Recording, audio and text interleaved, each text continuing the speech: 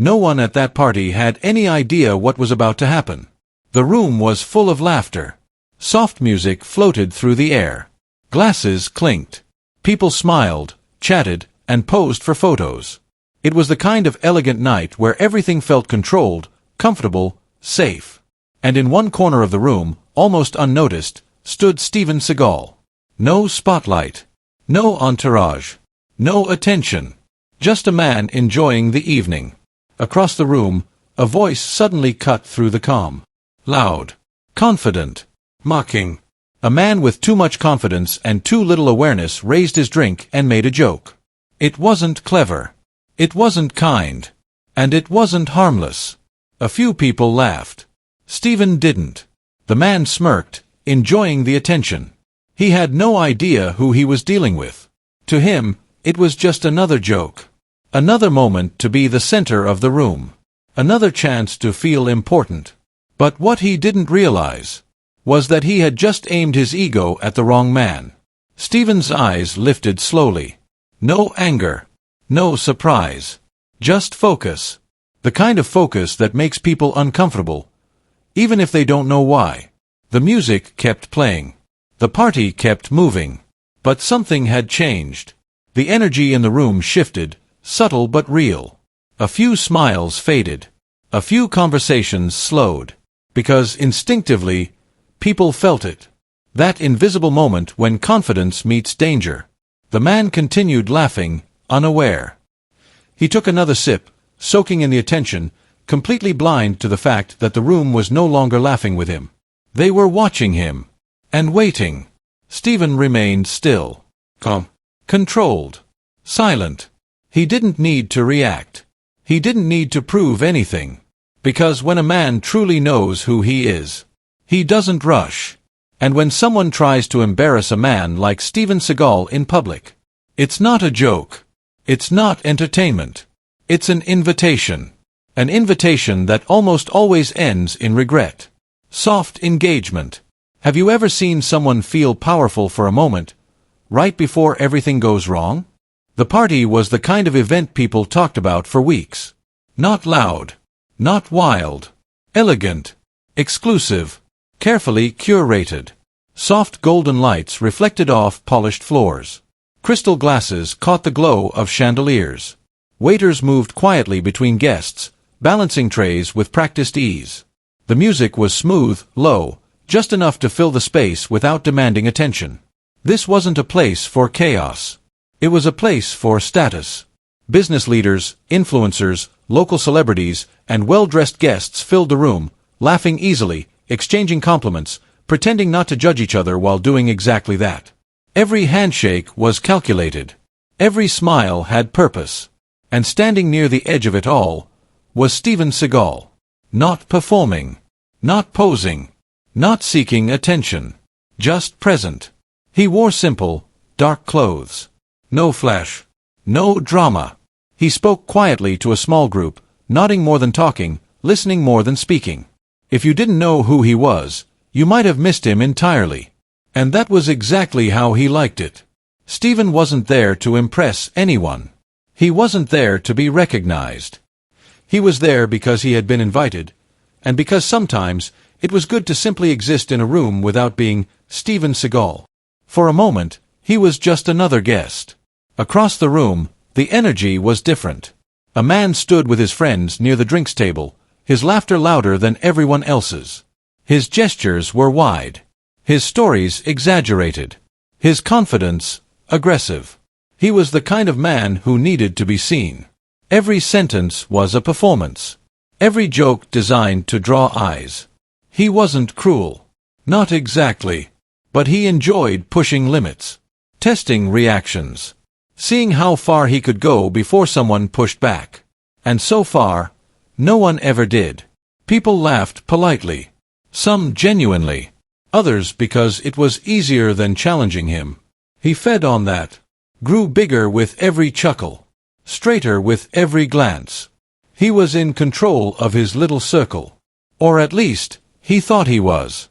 The two worlds existed in the same room, completely unaware of each other. Steven continued his quiet conversation, occasionally smiling, occasionally nodding. His posture was relaxed, but not loose. Calm, but not careless. The kind of stillness that came from years of discipline, not laziness. He noticed everything. The tone of voices. The spacing of people. The shifts in energy. Old habits never leave. The man near the drinks laughed again, louder this time. A few heads turned. A few eyes rolled. But no one said anything. Because at parties like this, silence is safer than confrontation. That's how lines get crossed. Because no one stops the first step. Steven took a sip from his glass and glanced around the room. Not searching. Not scanning. Just observing. He saw the smiles. He saw the pretending. He saw the quiet competitions happening in posture and posture alone. And he saw the man. The loud one. The one who thought he was the main character.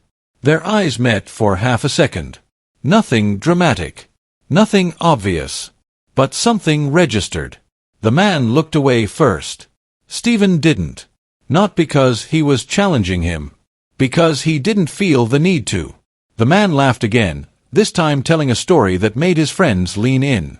He enjoyed their attention. Their reactions. Their approval. Steven turned back to his group, continuing the calm exchange, his presence steady, unbothered. To anyone watching, it was just a normal party. No tension. No threat. No warning. Just music. Laughter. Polite conversation. The kind of night where people let their guard down. The kind of night where egos get careless. The kind of night where someone thinks a joke is harmless. Right before it becomes a mistake. Because when comfort meets arrogance, and arrogance meets discipline, something always breaks. And the people inside that room had no idea how close they were to finding out. Have you ever been in a place that felt completely normal, right before something went wrong? It started small. So small that most people didn't even notice it. The loud man near the drinks table leaned in toward his friends and whispered something with a grin. His shoulders shook as he laughed. One of his friends snorted. Another shook his head, smiling. Steven didn't hear the words. But he felt the shift. That subtle tightening in the air. That almost invisible change in tone.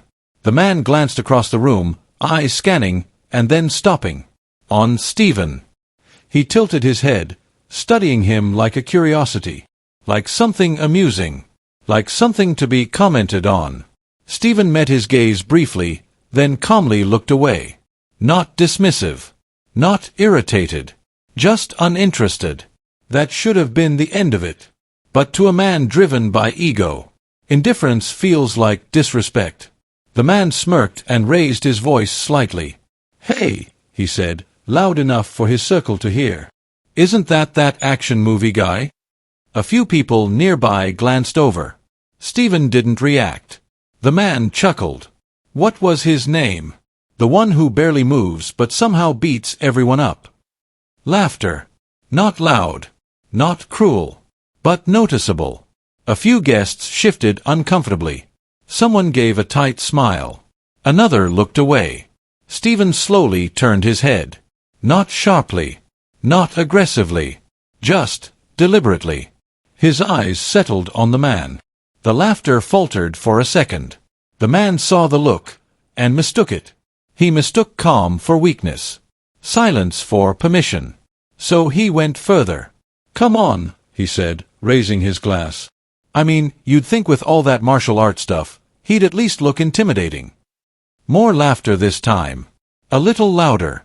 A little meaner. Steven's face didn't change. But the room did. Conversations paused. Smiles tightened. People sensed it. That invisible moment when something crosses from playful to personal. Steven's posture remained relaxed. His shoulders didn't tense. His hands didn't move. But his focus sharpened. The world narrowed. The man saw no reaction, and took it as victory. He stepped slightly forward, projecting his voice now. "Hey, Steven, right?" he called out. "Do a move for us. Show us one of those movie punches." A few people laughed nervously. Others went quiet. This was no longer a joke between friends. This was public. This was deliberate. Steven turned fully toward him. Their eyes met. And for the first time, the man hesitated. Just a flicker. Just a blink. He felt something, and didn't know why. Steven didn't glare. Didn't frown. Didn't challenge. He simply looked at him. The kind of look that doesn't ask questions. It answers them. The man cleared his throat and forced a grin. "I'm just kidding, man. Relax." But he wasn't done. Ego doesn't stop once it starts. He leaned toward his friends and said loudly, "I bet even my grandma could take him." This time, no one laughed. One woman near the table winced. A man beside her shook his head slowly. The bartender paused mid-pour. Steven's jaw tightened slightly. Not in anger. In restraint. He took a slow breath in, and an even slower one out. The man saw the movement, and misread it. "Oh," he mocked. "He's getting serious now." A couple of awkward chuckles followed, but they died quickly, because the room had changed. Completely. The music still played, but it felt distant. The lights still glowed, but dimmer somehow. The party was still happening, but no one was in it. All eyes were now on them. The loud man. And the quiet one. Steven took one step forward. Not fast. Not threatening. Just enough to close the distance. The man instinctively leaned back. Just a little. Steven spoke for the first time. His voice was low. Even. Controlled. "I think you should stop." Not a threat. Not a warning. A statement. The man laughed too quickly. "Whoa, easy, it's a joke, man." Steven didn't smile. The man swallowed. Then, because pride is louder than instinct, he smirked. "Relax," he said. "It's a party. Lighten up." Steven held his gaze. Unblinking. Unmoved. The room held its breath. Because everyone knew it now. The line had been crossed. And there was no going back. Have you ever seen someone keep pushing, even when every sign tells them to stop? The room was quiet now. Not polite quiet. Not awkward quiet. The kind of quiet that feels heavy. The kind that presses against your chest. The man stood there with a forced smile, his joke hanging in the air like smoke. No one laughed. No one moved. Even his own friends avoided eye contact. Steven Seagal stood a few steps away, calm as stone. He hadn't raised his voice. He hadn't threatened. He hadn't moved aggressively. And yet, everyone felt it. The tension. The weight. The invisible line that had been crossed. Inside Steven's mind, everything slowed. He was aware of the distance between them. The position of the man's hands. The space behind him. The people around them. Years of training didn't switch off. They whispered. He knew exactly how many ways he could end this. How quickly. How easily. One movement. 1 second. It would be over. But Steven didn't come here to fight. He didn't come here to prove anything. He came here to enjoy a night. To be normal. To be peaceful. And now, someone had brought chaos to his table. The man shifted his weight, uncomfortable under Steven's stare. "You okay, man?" he said, trying to sound casual. "You're looking at me like I stole something." A few nervous laughs from somewhere in the room. Steven didn't respond. He studied him. Not with anger. With evaluation. The kind of look a man gives when he's deciding, not reacting. The man cleared his throat and lifted his glass again. "Seriously, it's all jokes. No need to get dramatic." But his voice was tighter now. Less confident. Less smooth. He felt it. Everyone did. Steven took a slow step closer. Not into his space. Just enough to be present. The man's shoulders stiffened. Steven spoke, quietly. "I came here for peace," he said.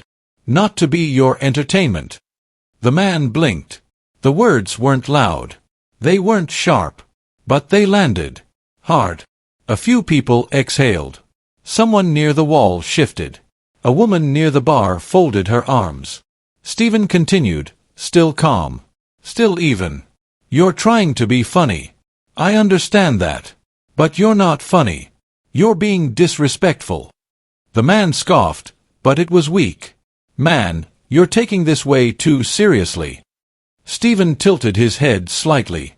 Maybe, he said. Or maybe you're not taking it seriously enough. The man opened his mouth, then closed it. He didn't know what to say. He wasn't used to being challenged. He wasn't used to being checked. He wasn't used to someone not playing along. Inside, his ego screamed at him to push back, to laugh it off, to assert himself. But his instincts were whispering something else. Something dangerous. Something like, stop. Steven felt the shift. He saw it in the man's eyes. That moment where bravado meets reality. And for a brief second, Steven hoped he'd choose wisely. He hoped the man would laugh, apologize, and walk away. He hoped this would end quietly. Because Steven didn't want to embarrass him. Didn't want to hurt him. Didn't want a scene. He just wanted it to stop. The man forced a grin again. Okay, tough guy. Didn't mean to hit a nerve. Steven's eyes hardened slightly. Not angry. Resolved. I'm not a tough guy, he said. I'm a patient one. That landed differently. The man shifted again, glancing at his friends. They didn't look impressed. They didn't look supportive. They looked nervous. That stung. Pride flared. And pride is dangerous. Relax, the man said, louder now. I thought actors were supposed to be cool. Steven didn't blink. I am, he replied. That's why I'm still standing here. The room felt smaller. Closer. Tighter. Steven could feel the moment approaching. That invisible point where choice disappears. He straightened slightly, his posture aligning, his presence becoming heavier without movement. The man felt it. His smile twitched. Steven spoke again, low but firm. You have two options, he said. You can apologize, and we all enjoy the rest of the night. Or you can keep going, and this becomes something you don't control. No threat. No aggression. Just truth. The man laughed once. Too loudly. Wow, he said. You really think you're scary, huh? Steven didn't respond. He didn't need to. Because the room already knew. And for the first time, the man wasn't sure he was in charge anymore.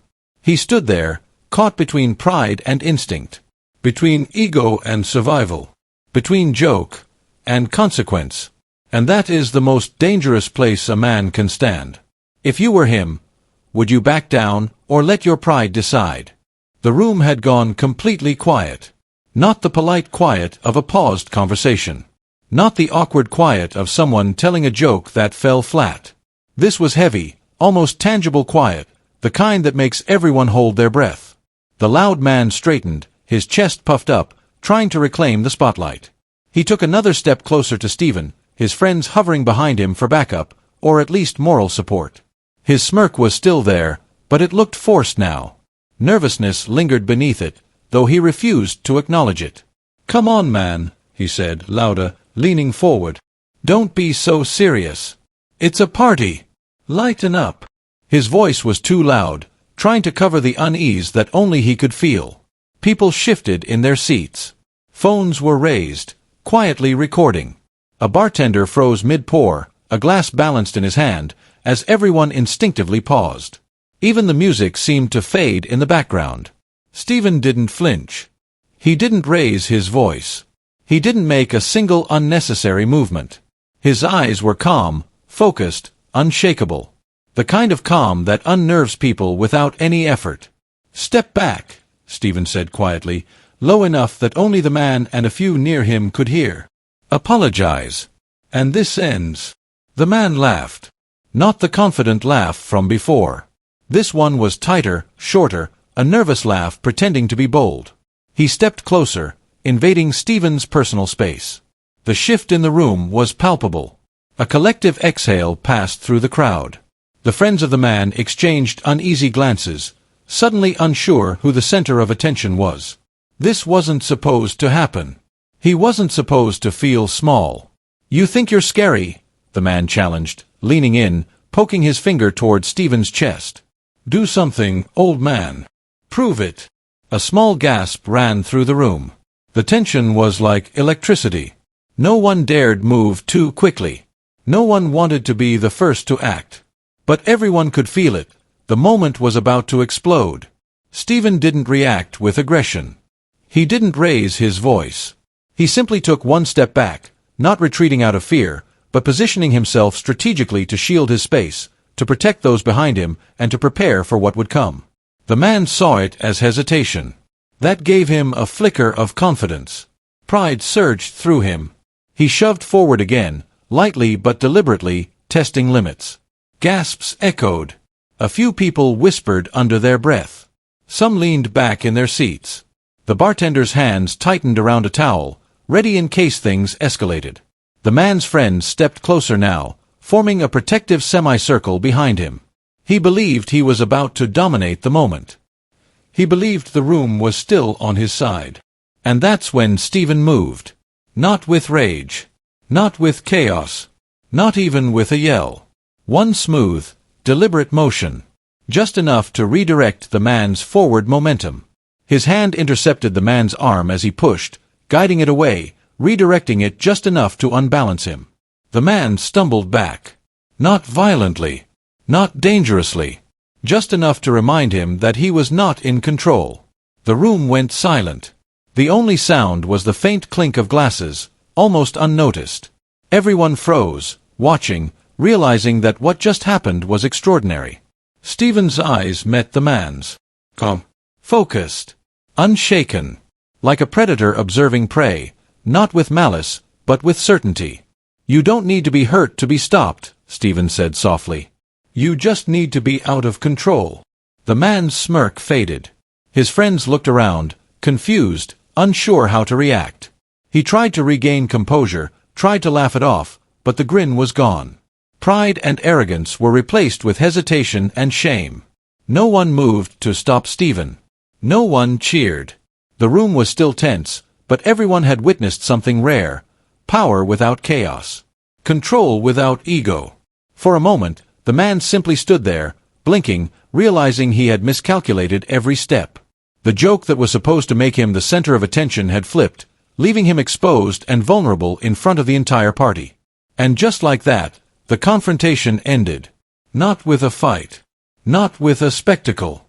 But with one man's authority quietly reasserting itself, effortlessly, flawlessly, leaving everyone, including the man who tried to embarrass him, with a lesson they would not forget.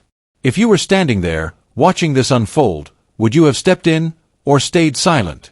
The room was frozen. Every eye fixed on the two men. Every movement, every breath, felt amplified.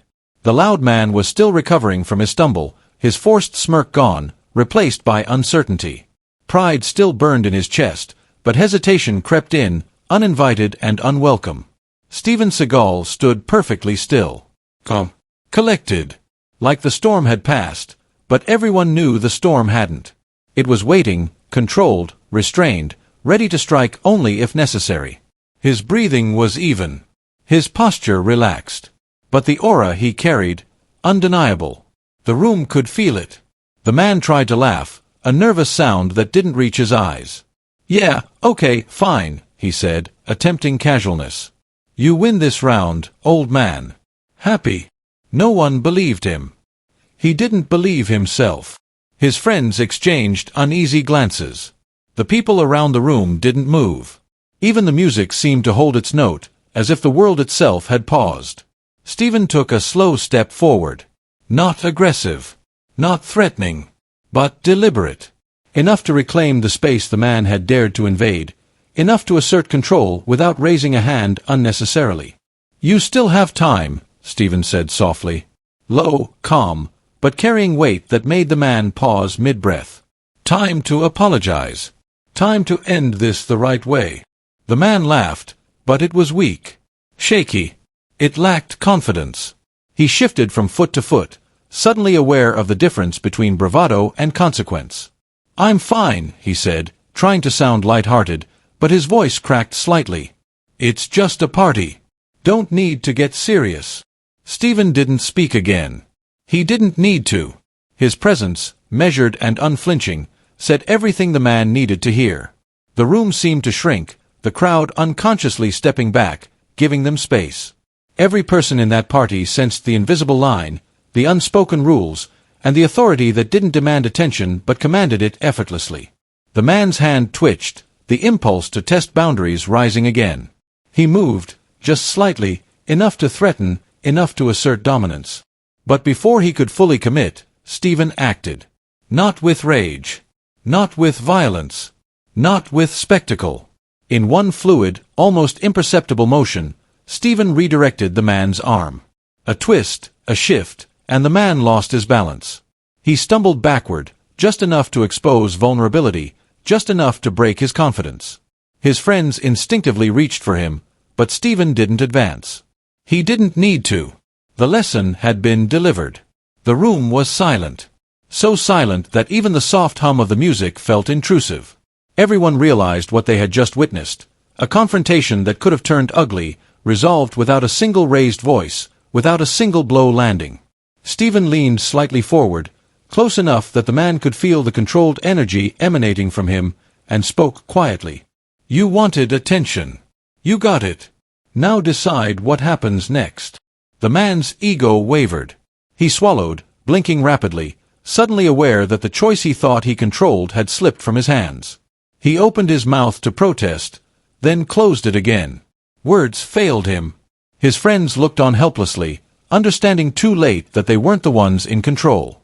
Steven's gaze didn't falter. His calm, steady presence dominated the room more than any shouting or display could.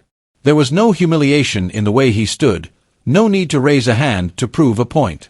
Control itself was the spectacle, and it was more powerful than anyone could have imagined. The man's smirk was gone. Pride had been replaced with doubt. His friends whispered nervously to each other. The tension, thick enough to cut with a knife, slowly began to shift, away from confrontation, toward realization. Steven remained unmoved, unthreatened, present, every movement deliberate, every word measured. And in that moment, the room understood something profound. The strongest person isn't the one who yells the loudest or strikes first. The strongest person is the one who can stop a confrontation without ever losing control. The man backed away, slowly, awkwardly, finally releasing the air he had been holding without realizing it. He had been given an opportunity to retreat, to apologize, to preserve what dignity he had left. Pride was still bruised, but it was better than the alternative. Steven simply stepped back, giving him space, and returned to his original spot. Not a celebration. Not a glare. Just presence. Power without spectacle. Strength without violence. The crowd exhaled, collectively, realizing they had witnessed something rare. Something unforgettable. Something that would be replayed in whispers and conversations long after the party ended. And in that silence, Steven made it clear, lessons don't require rage. Lessons don't require chaos.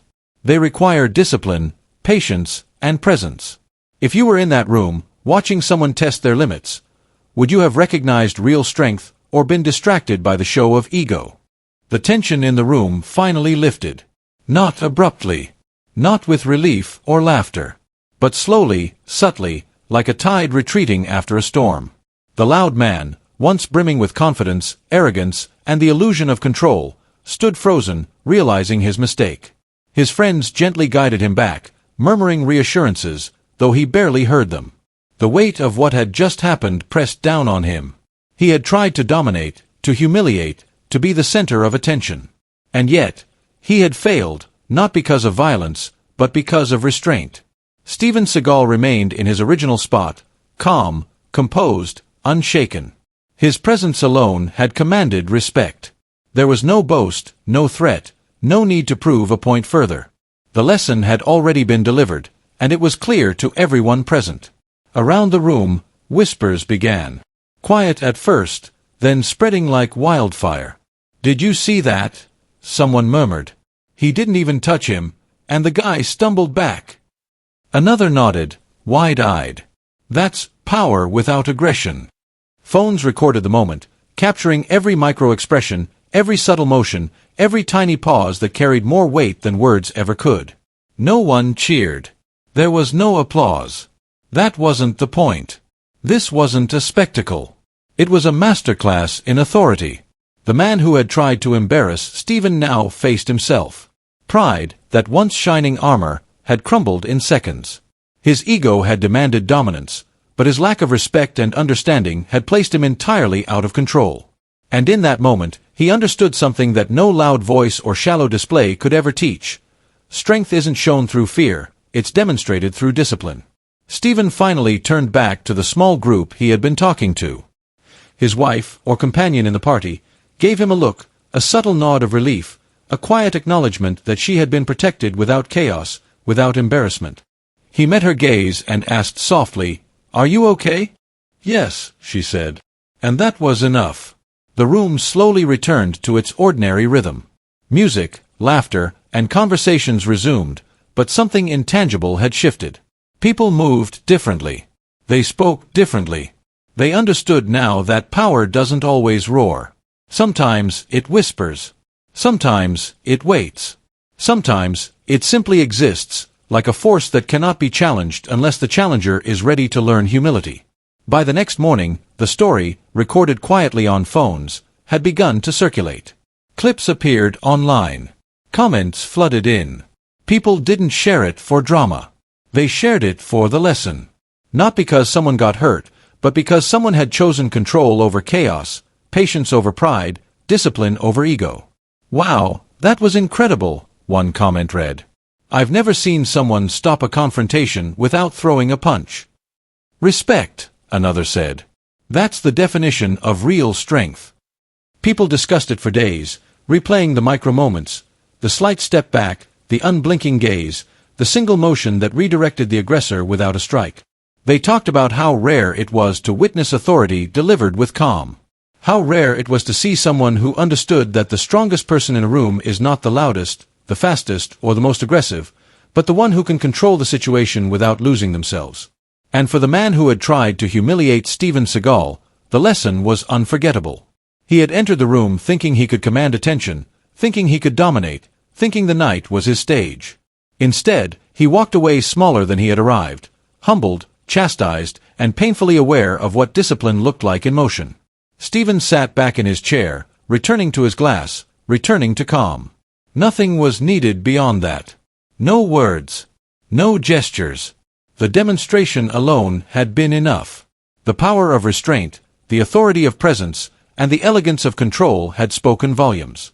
Moral: the loudest, the brashest, the most aggressive person in the room is rarely the strongest. True strength is quiet. True strength protects without harming. True strength teaches lessons without raising a hand, because real authority doesn't need to prove itself. It simply exists. If you believe real strength is discipline, not rage, type respect in the comments. Would you have had the courage to stand up in that moment? Would you have chosen control over confrontation, patience over pride? Because sometimes, the moments that teach the deepest lessons are not the ones filled with chaos, but the ones defined by restraint, presence, and quiet authority. And that night, everyone who witnessed it would never forget. The strongest person in the room is not the one who dominates through fear, but the one who protects with composure.